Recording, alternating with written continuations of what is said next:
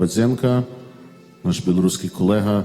Я сподіваюся, ми зрозуміємо його чудову білоруську мову. Літоўцы зразумелі, украінцы пагатоў зразумеюць. Дзень добры, шаноўныя сябры. Я цудоўна разумею, чаму для замежнага досведу, закардоннага досведу запрасілі прадстаўніка Літвы і прадстаўніка Беларусі. Ну, прадстаўніка Літвы, каб ведаць, куды ісці далей, а прадстаўніка Беларусі, каб не вешаць нос і разумець, што недзе ёсць яшчэ горш, чым у вас.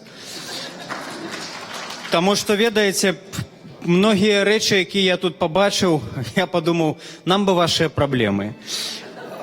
Таму што, калі прыязджаеш у Кіеў, выходзіш з вакзала, едзеш у метро, глядзіш на рэкламу, а потым слухаеш тут, як усё дрэнна, то прыязджайце ў Менск, вы вернецеся дадому ў Кіеў натхнёнымі, як бы нацэленымі на далейшае развіццё украінскай мовы, увесь песімізм у вас адразу знікне, таму што вы будете заўсёды памятаць, што недзе ёсць яшчэ горш, чым у вас. Сёння ў Менску 98 чалавек са 100, якія вы сустрэнеце, будуць гаварыць па-расейску. Ці нагода гэта вешаць нос? Не думаю, таму што ёсць шмат людзей, якія нос не вешаюць. Ведаеце, у нас, беларусаў, ёсць адна такая беда, я так разумею, што ў украінцаў таксама часткова. Мы чакаем, пакуль не прыйдзе нейкі дзядзя, прыйдзе пан і нам зробіць, і нам дасць. То мы часам гаворым, што нам чыноўнікі не робяць, не выдаюць кніжкі. Так нас жа шмат. А мы навошта? То бок гэта мы любім беларускую мову, але вы нам, калі ласка, кніжкі выдавайце. Ведаеце, мы пачалі выходзіць з этой сітуацыі трошачку іначай і перасталі ў пэўным сэнсе змагацца з ветракамі. Рэчы, якія мы можам зрабіць сваімі сіламі, мы стараемся рабіць сваімі сіламі. Напрыклад, гэта выданне кніг.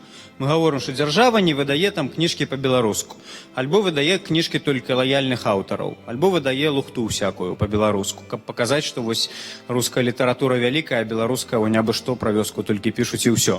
І ўжо апошнія гадоў 5-6 у нас вельмі актыўна набірае папулярнасць сістэма папярэдняй падпіскі на кніжкі, калі абвяшчаецца ідэя, што будзе выдавацца нейкая добрая беларуская кніжка. Людзі складаюць заяўкі, наперад грошы не трэба пералічваць. Проста, напрыклад, 1500 чалавек склала заяўкі, што хочуць купіць кніжку. Хто адзін, хто два, хто тры асобнікі. Як паказвае практыка, адсоткаў 15 потым перадумалі, можа няма грошай, можа ўжо няма жадання, гэтак далей. Адсоткаў 85 этой кніжкі бяруць. Вось прыклады, калі без дзяржаўнай падтрымкі 0, без грантаў 0, можна сваімі сіламі рабіць пэўныя справы. 20 гадоў таму, у 95-м годзе, у Беларусі прайшоў рэферэндум пра роўнасць дзяржаўных моваў, на якім рускай мове, на той час у Беларусі была адна дзяржаўная мова беларуская, пры Верхоўным Савеце была створана камісія з настаўнікаў, выкладчыкаў, каб дэпутаты і парламентарыі вучылі беларускую мову. І пасля таго, як увялі рускую мову, высветлілася, што ўся праблема ў нас у адной літары. Гэта літара І. У законе аб мовах Рэспублікі Беларусь напісана, што ўвогуле ўсё, што адбываецца ў Беларусі, можа быць на рускай альбо беларускай мове. Калі паставіць там літару І, на беларускай і рускай мове, усе нашыя праблемы вырашацца ў адзін дзень. Таму што як толькі ты пішаш нейкі запыт у любую установу, то табе адтуль прыходзіць адказ, а ў нас дзве мовы мы можам выбіраць. Разумееце, у 95% якую яны мову выберуць. Некалькі гадоў таму ў Беларусі быў прыняты папраўлены закон аб зваротах грамадзян. Гэта значыцца, што калі я пішу запыт на дзяржаўнай беларускай мове, любая фірма альбо любы чыноўнік не мае права адказаць мне на рускай мове, толькі на беларускай мове. І да пэўнага моманту гэты закон не тое, што ігнараваўся, проста не ўжываўся. Пераломны момант стаў 2 гады таму, калі я выйграў першы ў Беларусі суд за беларускую мову. Калі адна з установаў, куды я напісаў ліст па-беларуску, адказала мне па-руску. Яшчэ і напісалі, што ў нас у Канстытуцыі 2 мовы, таму гуляй, Вася, будзем далей табе адказваць па-руску. Ну, ведаеце, з кім пернікам, а з кім і пугай трэба размаўляць. Калі хтосьці настроены лаяльна больш-менш пасярэдзіне, трэба яго перацягваць на свой бок усмешкаю. Калі людзі настроены да цябе агрэсіўна, то можна і за пугу ўзяцца, бо іначай усё прафукаем. І быў суд, ім далі там не такі вялікі штраф, але пасля гэтага ўсе як адзін сталі на такія звароты адказваць па-беларуску. З пазітыўных прыкладаў гэта тое, што я тут прадстаўляю бесплатныя курсы беларускай мовы, якія называюцца «Мова на нова». Мы працуем уже 1,5 года. Кожны тыдзень на нашы курсы прыходзіць 700 чалавек вучыць беларускую мову. Яны працуюць у 10 гарадах Беларусі і з'яўляюцца бесплатнымі для людзей. Я вельмі рады, што я сустрэў тут калег ва ўкраіне, якія праводзяць такія ж самыя курсы. І ведаеце, што я для сябе выношу з гэтых курсаў і пра што таксама сёння казалася ва ўступнай частцы. Што рабіць з расійскамоўнай часткай грамадства? Калі у вас эта ситуация, я вот глядзеў дадзеныя на экране тыя, што паказвалі, што ў Кіеве 35% на працы гавораць па-украінску, і гэта вельмі высокі адсотак у параўнанні з Беларусю. Да? Што рабіць з гэтымі людзьмі? Ведаеце, многія радыкальна настроеныя нацыяналісты, яны паспелі напужаць грамадства. Тым, што ўсіх, хто гаворыць па-руску, мы пасадзім у адзін цягнік, запакуем дзверы і вышлем у Маскву. Разумееце, у чым рэч? У такім разе мне трэба сваіх бацькоў пасадзіць у гэты цягнік і адправіць іх у Маскву. Мае бацькі не маскалі, мае бацькі гэта не бацька ў мяне украінец, мама беларуска, разумееце, но не магу я іх пасадзіць у цягнік і адправіць у Маскву.